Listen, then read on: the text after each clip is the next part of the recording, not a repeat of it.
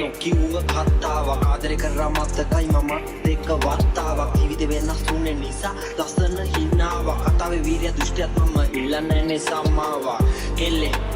ඔය හස රැල්ලේ මතකද ඇවිදපු හැටි අපි වැල්ලේ අපි මතකද වැතිරුණා තුරුණා ලං වුණා හිනා වුණා හැටි ගමේ තන තිල්ලේ ඉස්සර ඔය නැතිනම් සැහෙන වේදනාව උණු දෙුණා ඔයා දන්නේ අදට කාරණා